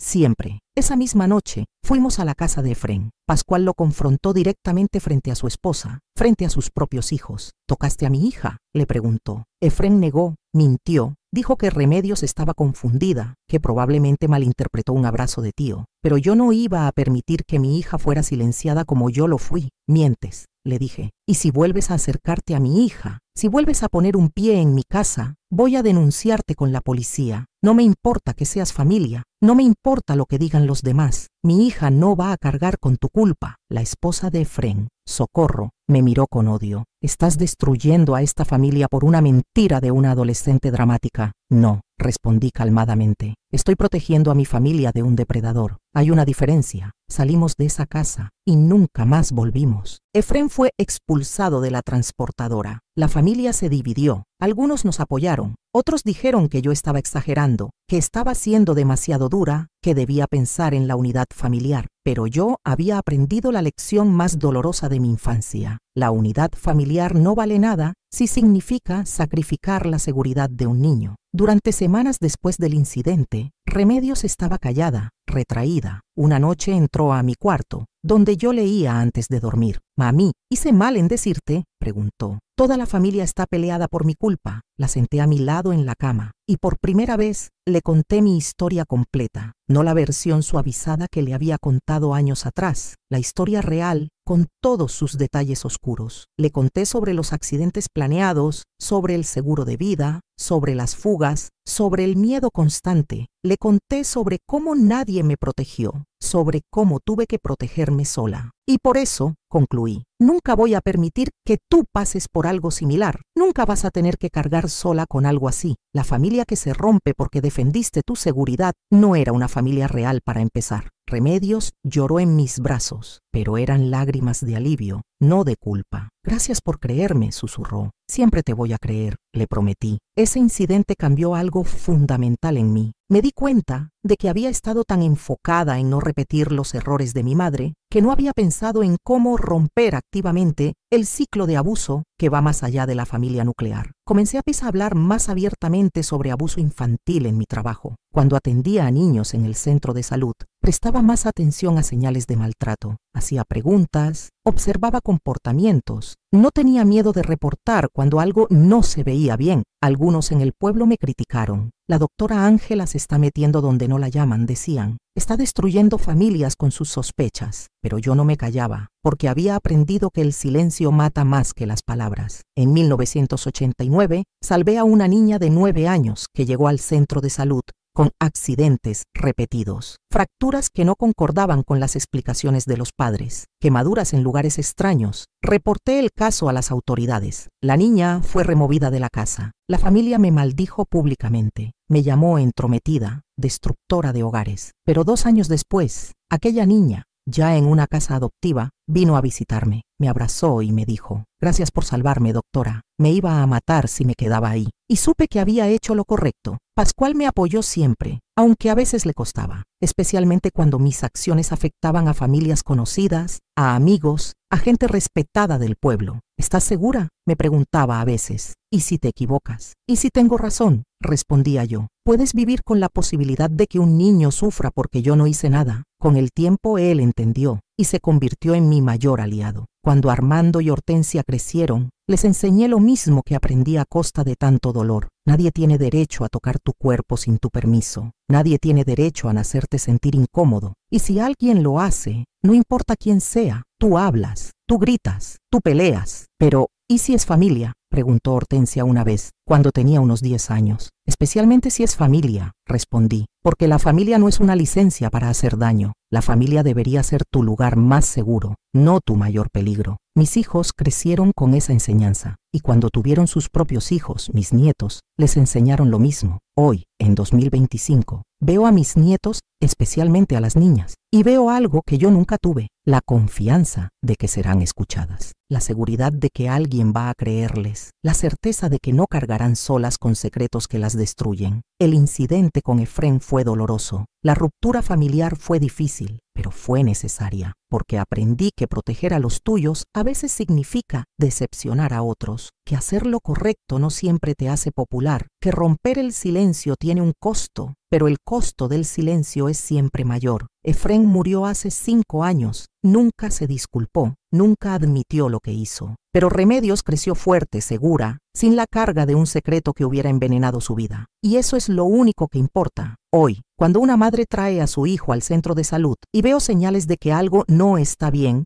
no dudo, pregunto, investigo, actúo. Y si me llaman entrometida, destructora de familias, exagerada, no me importa, porque yo sé lo que es no tener a nadie que te proteja. Y mientras tenga aliento en mi cuerpo, ningún niño bajo mi cuidado va a experimentar ese abandono. Esa es mi promesa, mi misión, mi redención. Los años 90 trajeron una paz que nunca pensé que experimentaría. Mis hijos ya eran adultos, construyendo sus propias vidas. Remedios se graduó como profesora, Armando tomó las riendas de la transportadora y Hortensia decidió seguir mis pasos estudiando enfermería. Pascual y yo entramos en esa etapa de la vida donde finalmente podíamos respirar. Los años de crianza intensa habían pasado, las batallas más grandes habían sido peleadas y por primera vez en décadas me sentí ligera. Fue en 1995, durante una conferencia médica en Guadalajara, que conocí a la doctora Estela Ahumada, una psicóloga especializada en trauma infantil. Ella daba una charla sobre las consecuencias a largo plazo del abuso y la negligencia en la infancia. Mientras la escuchaba, sentí como si estuviera describiendo mi vida. Cada síntoma que mencionaba, hipervigilancia, dificultad para confiar, miedo constante a que algo malo suceda, yo lo había experimentado. Después de la charla, me acerqué a ella. Doctora Ahumada, le dije, me gustaría hablar con usted sobre mi caso. Ella me miró con esos ojos cálidos que tienen las personas que han escuchado miles de historias dolorosas y aún conservan su compasión. Por supuesto, cuando tiene tiempo, terminamos en un café cerca del centro de convenciones. Y ahí, por primera vez en mi vida, le conté mi historia completa a una profesional de la salud mental, no como médica hablando con colega, sino como paciente con terapeuta. Le conté todo, los accidentes planeados, el seguro de vida, las fugas, el incendio, la carta que envié, el peso del secreto, el miedo constante de ser como mi madre, la hiperprotección con mis hijos, el incidente con Efrén. Ella escuchó sin interrumpir, sin juzgar, solo asintiendo ocasionalmente, tomando notas. Cuando terminé, estaba exhausta, como si hubiera corrido un maratón. Ángela, dijo ella gentilmente, ¿alguna vez has procesado realmente todo esto? ¿Has hecho terapia? Negué con la cabeza. Pensé que solo necesitaba seguir adelante, construir una vida nueva, olvidar el pasado. El trauma no funciona así,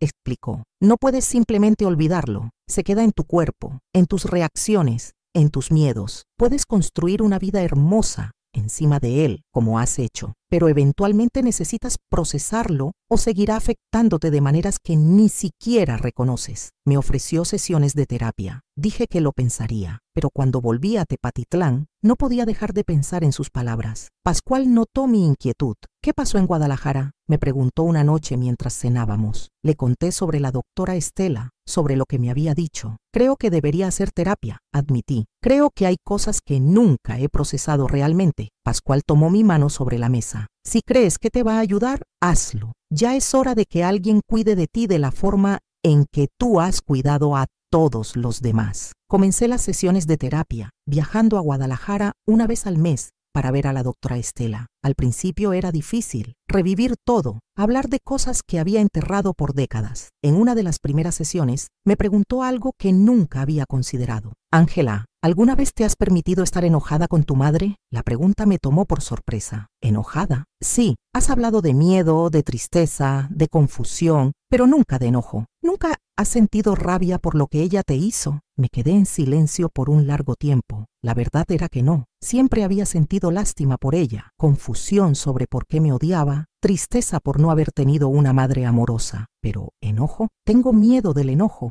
admití finalmente. Miedo de que si me permito estar enojada, me convierta en alguien amargado, alguien como ella. El enojo no es lo mismo que la crueldad, explicó la doctora Estela. Tienes todo el derecho de estar furiosa por lo que te hicieron. Esa rabia es válida, es sana, es humana. Suprimirla no te hace mejor persona, solo te hace una persona que carga con veneno no procesado. Aquella sesión me cambió. Por primera vez me permití sentir rabia. Rabia contra mi madre por no protegerme, por planear mi muerte, por elegir a un hombre sobre su propia hija. Rabia contra Renato por ser un monstruo. rabia contra todos los adultos en Campeche que vieron señales y no hicieron nada. Lloré, grité en el consultorio, golpeé almohadas y después de todo eso sentí algo parecido a la liberación. El perdón no significa olvidar o justificar, me dijo la doctora Estela en otra sesión, y ciertamente no es obligatorio. Si algún día llegas al perdón, bien, si no, también está bien. Lo importante es que dejes de cargar con la culpa de ellos. Esa fue otra revelación. Durante años,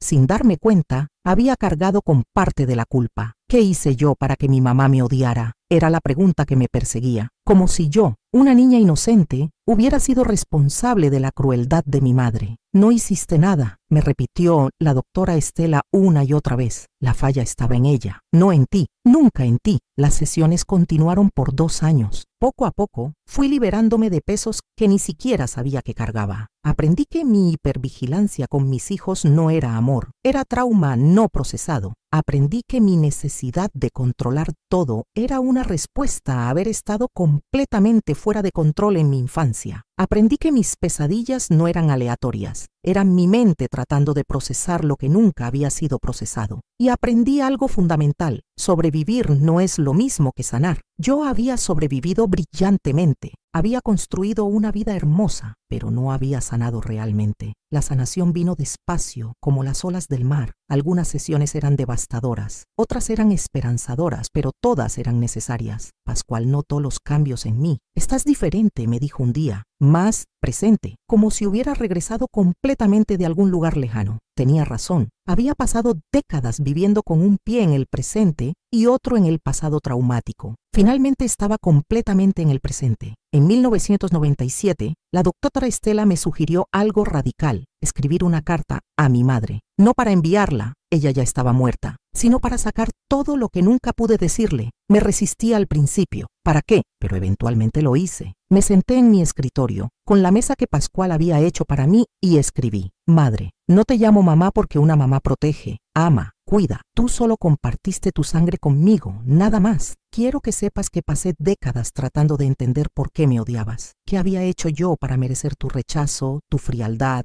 tus planes de matarme? Hoy, a los 53 años, finalmente entiendo. No fue nada que yo hiciera. La falla estaba en ti. Y quiero que sepas algo más. A pesar de ti, a pesar de todo lo que me hiciste, construí una vida hermosa. Tengo 3 hijos que nunca conocieron el miedo que yo conocí. Tengo un esposo que me ama de la forma que tú nunca amaste a mi padre. Tengo una carrera salvando las vidas que tú intentaste acabar. No voy a decir que te perdono, no estoy segura de que lo haga, pero ya no te odio. Y más importante, ya no me odio a mí misma por no haber sido suficiente para que me amaras, porque finalmente entiendo. Nunca fue mi responsabilidad ganar tu amor, era tu responsabilidad darlo, y fallaste, pero yo no. Cuando terminé de escribir lloré por aquella niña que fui, por todo lo que sufrió, por todo lo que sobrevivió, por la mujer fuerte en la que se convirtió, y después quemé la carta en el patio, viendo cómo las cenizas volaban con el viento. Se fue, le susurré al viento. Todo el dolor, toda la culpa, todo el peso, se fue. Pascual me abrazó desde atrás. ¿Estás bien? Sí, respondí, y por primera vez en mi vida era completamente verdad. Finalmente,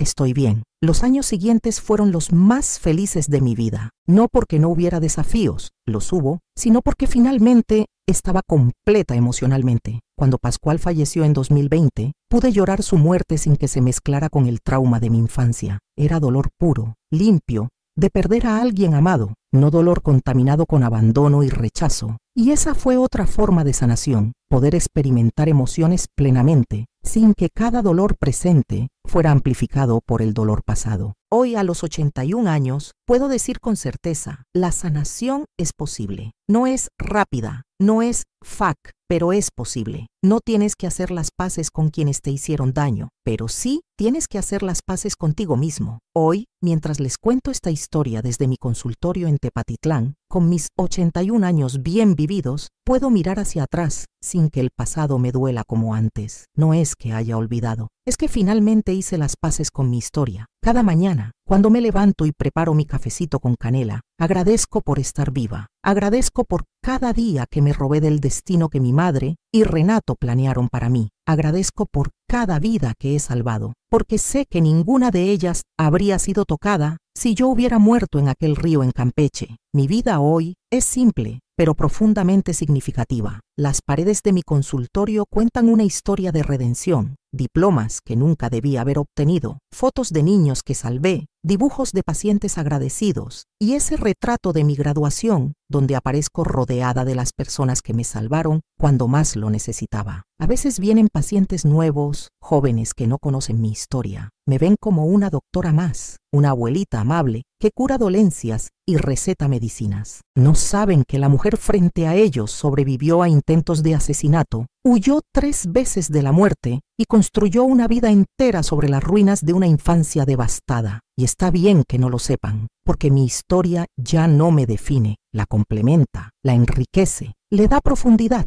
Pero no soy la niña traumatizada de Campeche, soy la doctora Ángela Soledad Villanueva de Montes, médica, madre, abuela, sobreviviente, sanadora. Hace unas semanas una jovencita de 14 años llegó a mi consultorio. Tenía moretones en los brazos que claramente no eran de una caída casual. Sus ojos tenían esa mirada que yo conocía demasiado bien. Miedo, vergüenza, súplica silenciosa de ayuda. ¿Quién te hizo esto?, le pregunté gentilmente después de examinarla. Ella negó con la cabeza, labios sellados, igual que yo los tuve sellados a su edad.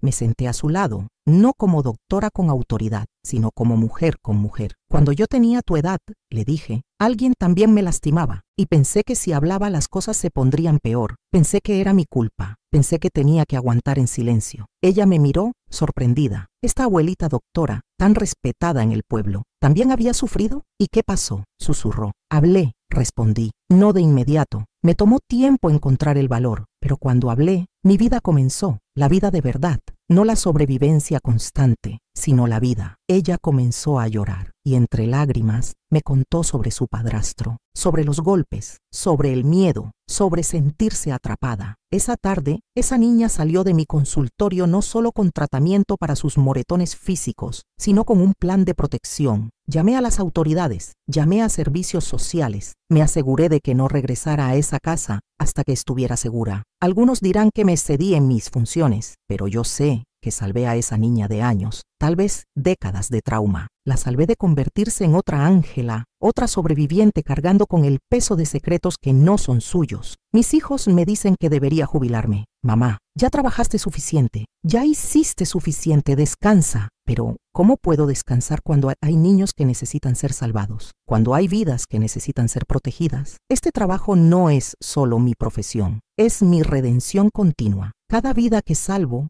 es una forma de decirle a aquella niña de 8 años que fui, valió la pena. Todo el dolor, todo el miedo, todo valió la pena porque mira cuántas vidas hemos tocado. Hortensia, mi hija menor que vive conmigo, entiende esto mejor que nadie. Ella me ve cuando regreso a casa después de un día particularmente difícil, cuando salvé a un niño de una situación de abuso, cuando confronté a un padre violento, cuando me paré entre un depredador y su víctima. Mamá, me dijo hace poco, tú no solo salvas cuerpos, salvas almas, salvas futuros. Tienes razón, porque cada niño que protejo es un futuro que se salva, es un adulto que no cargará con el trauma que yo cargué, es una familia que no se romperá de la forma que la mía se rompió. Mis 7 nietos son mi mayor alegría y mi mayor logro. Cuando los veo crecer sin miedo, con la certeza de que son amados y protegidos, sé que rompí el ciclo completamente. Ellos nunca tendrán que verificar si hay gas en su cuarto, nunca tendrán que revisar su comida por veneno. Nunca tendrán que vivir con el terror constante que fue mi infancia. Y cuando mi nieta menor, la pequeña Luz de 5 años, me dice, abuela, cuando sea grande quiero ser doctora como tú y ayudar a la gente, mi corazón se llena de algo más grande que la alegría. Es gratitud. Gratitud por haber sobrevivido lo suficiente para ver esto, para ver que mi dolor se transformó en propósito y que ese propósito ahora inspira a la siguiente generación. El mes pasado celebramos mi cumpleaños 81 en el patio de mi casa, bajo el árbol de mango que sembré cuando llegué a Tepatitlán hace más de 50 años. Ese árbol, que era solo una ramita cuando lo planté, ahora es enorme, fuerte, generoso con su sombra y sus frutos. Mirando ese árbol me vi a mí misma. Yo también era solo una ramita frágil, dañada, cuando llegué aquí, pero eché raíces. crecí, me fortalecí y ahora doy sombra y frutos a otros. Durante la fiesta, mis hijos organizaron una sorpresa. Habían invitado a todos mis expacientes que vivían en el pueblo. Vinieron decenas, algunos que salvé de neumonía cuando eran bebés, ahora con sus propios hijos, otros que traté en situaciones de emergencia, familias enteras que habían pasado por mis manos a lo largo de décadas. Uno por uno, compartieron historias de cómo los había ayudado, salvado, cuidado. Algunos contaron cómo los protegí de situaciones de abuso, otros cómo los salvé médicamente cuando otros doctores se habían rendido. Lloré, no de tristeza, sino de esa emoción profunda que viene cuando te das cuenta de que tu vida importó, de que tu existencia hizo una diferencia real y tangible en el mundo. Doctora Ángela, dijo don Saúl, un señor de unos 60 años que había sido mi paciente desde que llegué al pueblo, usted no solo cura enfermedades, usted cura heridas del alma, y todos aquí lo sabemos. Al final de la noche, cuando todos se habían ido y solo quedábamos Hortensia y yo, nos sentamos en el corredor bajo las estrellas. ¿Estás feliz, mamá?, me preguntó. Pensé en la pregunta. Pensé en todo el camino recorrido, desde aquella niña aterrorizada en Campeche hasta esta mujer de 81 años rodeada de amor, propósito y legado. Sí, respondí con certeza absoluta. Estoy feliz, estoy en paz, estoy completa. Y era verdad. Después de décadas de lucha, de sanación, de construcción, finalmente estaba en un lugar de paz profunda. No todos los días son fáciles. Todavía tengo momentos en que el pasado me visita en sueños. Todavía hay días en que veo algo que me recuerda a Campeche y siento una punzada en el corazón. Pero esos momentos ya no me definen. Son solo visitantes ocasionales, no residentes permanentes en mi mente. La libertad verdadera no es la ausencia de dolor, es la capacidad de vivir plenamente a pesar de él. Es saber que tu pasado no dicta tu futuro. Es entender que sobrevivir fue solo el primer paso, pero vivir, realmente vivir, eso es la victoria. Hoy, cuando cierro los ojos por la noche, no reviso si hay olor a gas. Simplemente duermo, profundamente, pacíficamente, sabiendo que estoy segura, que soy amada, que mi vida tiene significado. Y si pudiera hablarle a aquella niña de 8 años que fui, la que se escondía bajo el árbol de mango, soñando con escapar, le diría esto: vas a lograrlo, vas a sobrevivir todo lo que viene. Va a ser terriblemente difícil. Habrá momentos en que querrás rendirte, pero no lo harás. Y del otro lado de todo ese dolor, hay una vida más hermosa de lo que ahora puedes imaginar. Hay amor, hay propósito, hay paz, hay libertad. Solo aguanta, solo sobrevive un día más, y después otro, porque prometo que vale la pena. El accidente final que mi madre y Renato planearon nunca sucedió. En cambio, su propio accidente final se los llevó a ellos. Y yo, la que se suponía debía morir, construí una vida que vale más que 1000 muertes. Esta es mi historia, esta es mi verdad, esta es mi victoria.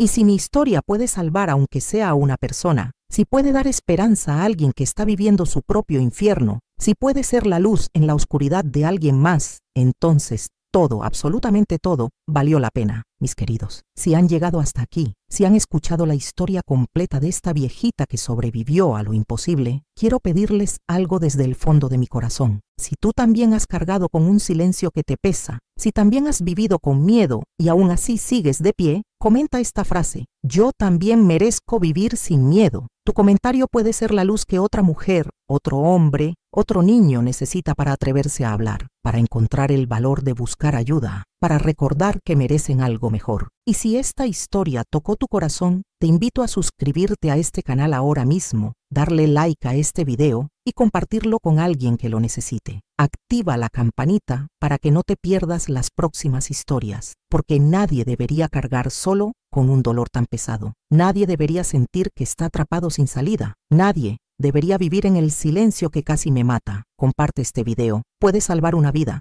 Literalmente, porque si mi historia hubiera llegado a mí cuando era niña, tal vez habría encontrado el valor de hablar antes, tal vez alguien me habría creído. Ahora tú puedes ser ese puente para alguien más. Comparte, comenta, suscríbete y recuerda siempre, no importa qué tan oscura sea tu noche, el amanecer siempre llega. No importa qué tan perdido te sientas, siempre hay un camino hacia la libertad. No importa cuánto hayas sufrido, todavía mereces felicidad. Este contenido es una obra original basada en historias reales de sobrevivientes, porque estas historias necesitan ser contadas, porque el silencio mata, porque la verdad libera. Gracias por estar aquí, gracias por escuchar, gracias por importar. Con todo mi cariño, doctora Ángela Soledad Villanueva de Montes.